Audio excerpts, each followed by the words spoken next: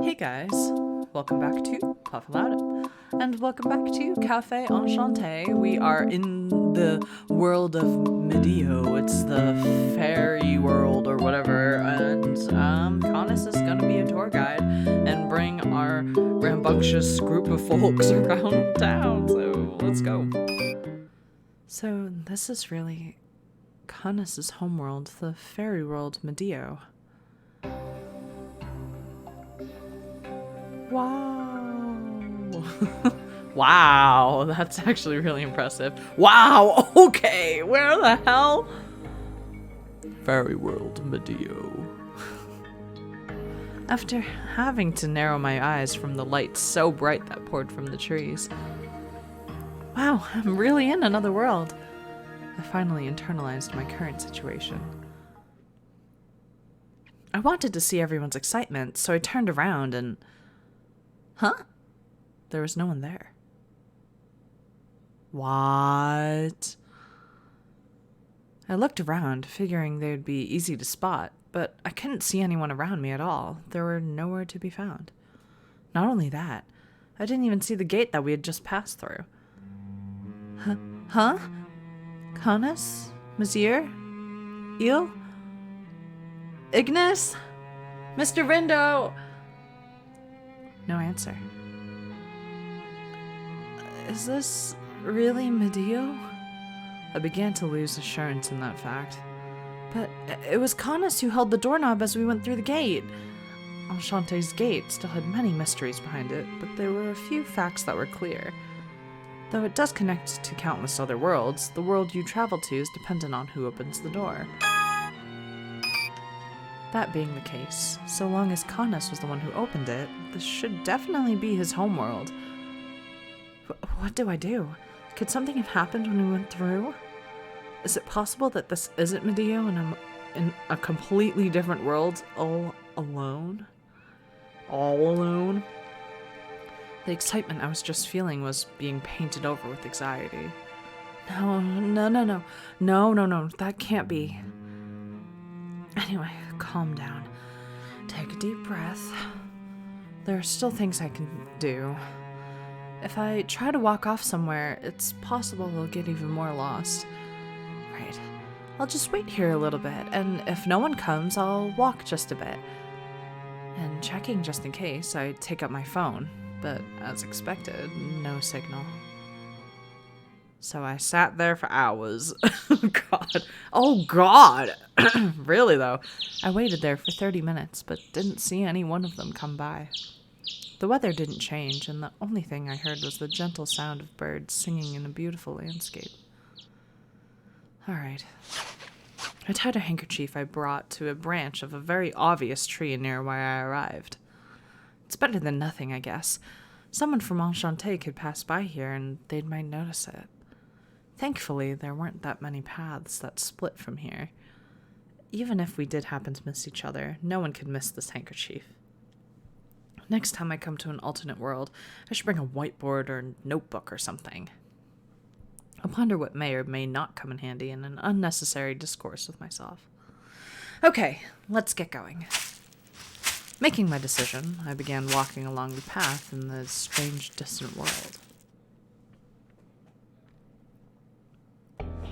Some time passed as I walked on. I squint intermittently through the sunlight coming through the trees. I looked around at this unfamiliar world. I wonder how far this forest, I guess it's more of a grove, goes on for. The flower beds seem to stretch forever. Endless greenery surrounds me. Robust leaves growing above me in every direction resemble a verdant plumage. There are plenty of places in the human world that are full of nature, but then there's that whale-like animal. It's just floating in the sky. Best of all, even as a forest, this place has a feeling so unfamiliar to my world. There was like a tangible purity about it. I'm sure I would have enjoyed the scenery a lot more with everyone else. Unfortunately, I haven't caught a hint of where anyone might be. Maybe I really was tossed somewhere that isn't Medio. I really hope not. Muttering to myself and considering that possibility.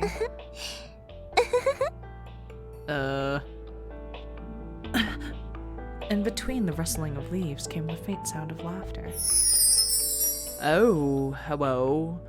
Wafting towards me were creatures small enough to fit in the palm of my hand. For this particular type of thing, I didn't have to wonder if they were human or not. They had pointed ears, translucent bodies, and a pair of shimmering wings on their backs. Even before I stepped foot in this world, they were how I always imagined. Fairies? そうよ。不思議なお客さん。変わった格好をしているわね。どこの子なのかしら? If there are fairies here, then this really has to be Medio. Oh, thank God. At the very least, it seemed like I had evaded the worst possible outcome of being completely lost in another world. I was so relieved to see anyone, that I collapsed and sat on the ground. 急に顔を隠して、どうしたの? 目が痛いの? それにあなた、なんだか悲しそうだわ。The fairies questioned me, landing on my shoulders and curiously poking at my cheeks. They're engrossed in their curiosity. I didn't detect a hint of caution from them. I could speak to them without reservation. Once you enter another world, you'll be able to speak its language and the people will be able to understand you. Medio wasn't kidding. Trying to resist the tickling sensation from the hands of these girls, I managed to open my mouth and say something. Oh, I'm sorry. I'm okay. I was just so relieved. 安心? よくわからないわ。よくわからない。Oh, well, I got separated from my friends who came here with me. I was trying to find them when... 仲間? それは私たちも知ってる妖精? Oh, I see. Maybe these two don't understand that I'm a human, or even what a human is? Well, I came here from another world, through a gate. My, species is human, but do you know what that is? 人間? ああ、私知っているわ。石と鉄の世界でしょ? That's sad that that's how they know. 女王様が見てみたいって話していたのを聞いたことがあるわ。The Queen? I wonder who that is. それじゃあ、あなたは異界からのお客さんなのね。メディオへようこそ。きっと好きになってもらえるわ。おいでおいで、異界のお嬢さん。私たちと一緒に遊びましょう。そうよ、とっても楽しい遊び場があるの。特別にあなたを連れて行ってあげるわ。Play? I'm searching for my friends, so... さあ、行きましょう。行きましょう。Wait. Their little hands pull vigorously at my fingers. What should I do about these two? They're not listening to me, really. They're like children, just talking about whatever they want. I think if I tried to shake them off me, they might get hurt, considering the size of my hand against their small bodies. All I could do was follow the fairies, as I was being pulled along. Oh. What happened? She got off mid-sentence. Oh. What finally came into my view was... crystalline water, falling from so high up that the sound is almost violent. Waterfall is an understatement. It's a giant, endless cascade of water. 綺麗でしょ? 気持ちいいでしょ? 私たちのお気に入りなの。みんな大好きな場所なのよ。 The wind sputters the water spray everywhere. But the water spraying about without end, a large rainbow was drawn across the sky. Taken in by the marvelous, fantastical scene, I stepped forward to take a closer look. When I finally came back to my senses... That's right, I'm still lost. I need to find everyone else before I can begin to enjoy how lovely all of this is. This place is really wonderful, but I have to find everyone... I appealed to the fairies, floating gently in the air. Or at least I tried. さあ、それじゃ異界のお嬢さん。あなたも飛びましょう。 What? Huh? I was nudged gently from behind. Without a moment to ask a question, My body was thrusted up into the air. I looked down and see the bottomless basin of the waterfall, rushing closer, ready to swallow me whole. I was pushed off. I was fully enveloped in terror before being able to understand that that's what happened. Huh? What? No! At this rate, I'll die. Kotone! With the thick spray of mist, I was able to see that black suit of armor clearly. The figure that was unmistakably a knight reached its arms out and pulled me in. Kanas! 遅れてすまぬ。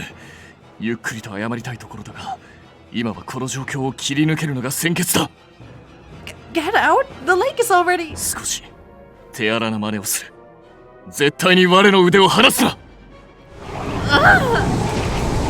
As the water began to take over my entire span of vision, I latched myself to his body. Carrying my waist firmly with a single arm, he used his other free hand to unsheath the giant sword and thrust it into the cleft closest to us. My body was subjected to a violent jolt, but the speed we were falling was slowing. もう大丈夫だ。あとは息を止めて我に任せろ。How did he find us?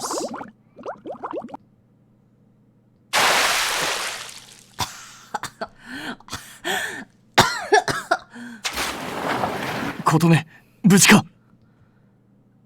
I think so. I didn't hit the water too hard, thanks to your protection. Taking me by the hand, Kanas guides me to the shore. My clothes were drenched, and I began to wring them out. I take a look around. I can't believe a shoreline like this existed around that basin. It was a beautiful sight, but I couldn't give myself a moment to take in its splendor when the giant waterfall almost killed me. Kanas, are you okay? Are you hurt at all? 問題ない。あの程度でどうにかなるほど、やわな鍛え方はしていない。I see. That's comforting at the least. Thank you for saving me. After giving my late thanks, Kanas' flame at his neck turns into a color of discomfort. いや、同胞の無礼を謝罪こそすれ。礼を言われることは。Compatriots? Just then. From within the spray of the waterfall, two tiny figures come dancing toward us. The fairies who pushed me off into the waterfall had smiles on their faces.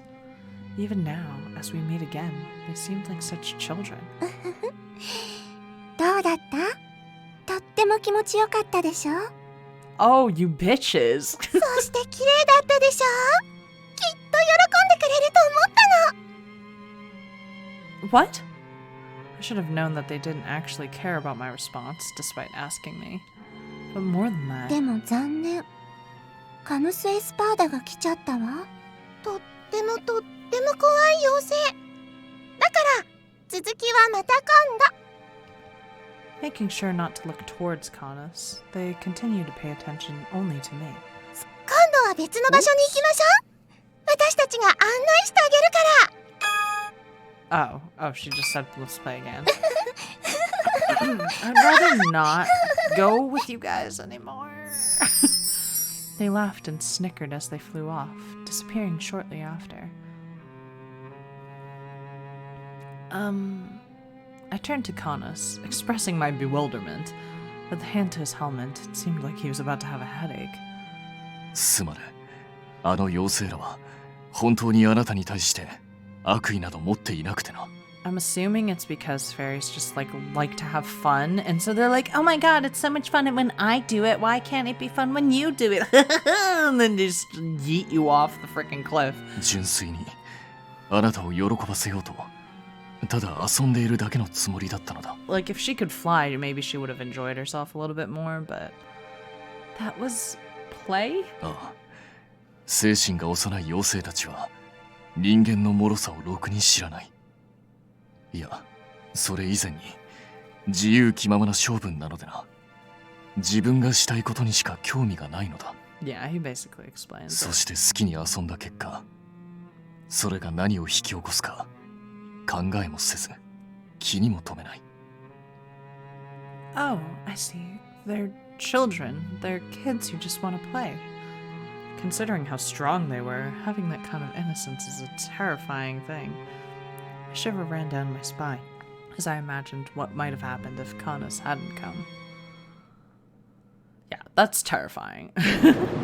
After spending a few minutes with Canas, the old group I was so desperate to find finally gathered. カヌスがいきなり駆け出した時は何事かと思ったけど、君が無事でよかったよ。I'm glad he noticed. イグニス、もう少し炎を強めては彼女の体が冷えてしまいま Is す。 Ignis just like a stove? Like 俺は焚き火代わり。ったくまあ今回は特別だ。とっとと服乾かせ。Okay, thanks. I bring my body closer to the fire that Ignis made, at a safe distance, of course. I guess this isn't another sort of strange power of non-humans. My silken clothes slowly began to dry with the heat of his flame. けど本当によかった。君がいないって気づいた時、僕は心臓が止まるかと思ったよ。I'm sorry to make you worry, Mr. Medio, and everyone. By the way, did you all come out at the same place? うん。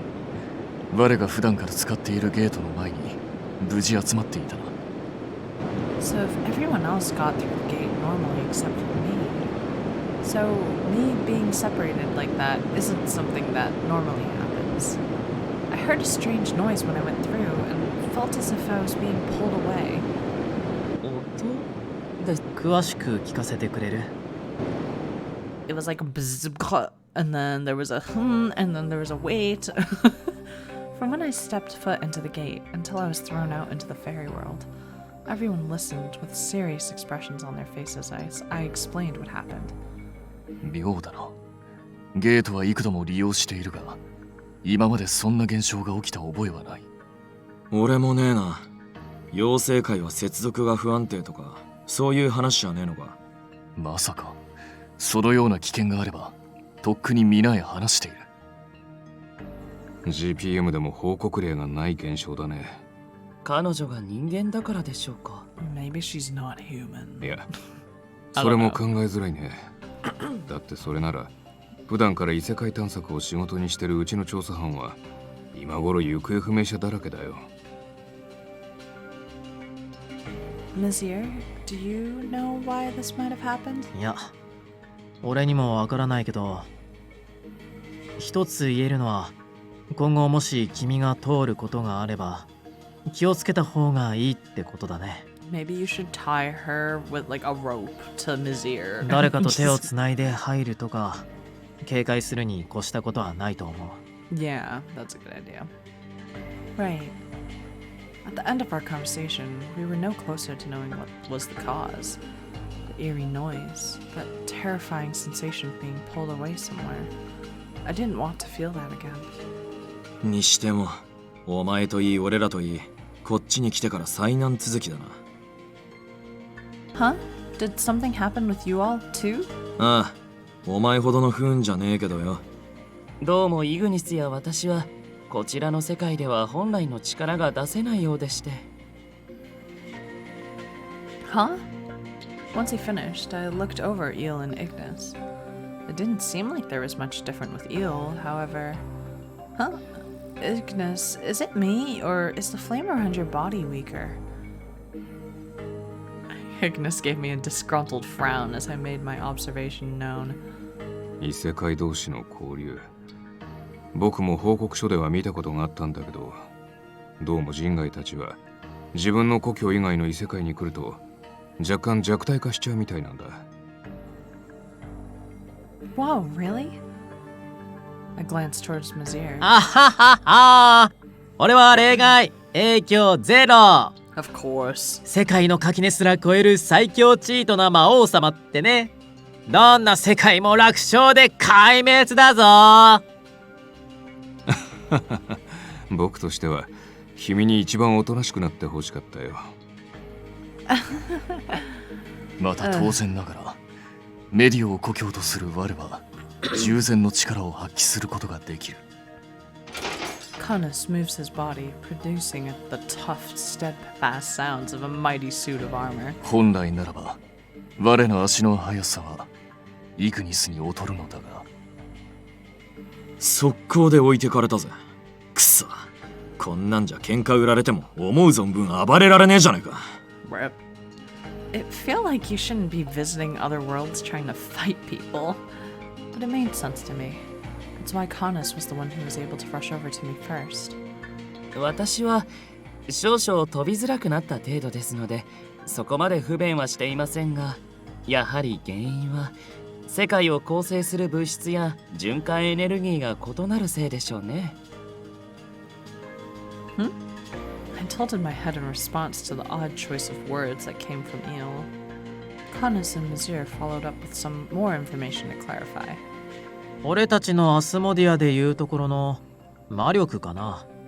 マナとも呼ばれるけど、わかる？ Wow, this is getting so descriptive. Oh yeah, that's what people in games and stuff use as the source of power for their spells, right? ささ、魔界や魔族はその名の通り、魔力で世界やその身を構築するんだけど、メディオの場合、魔力とは違う別の力が世界を支えるエネルギーなんだよね。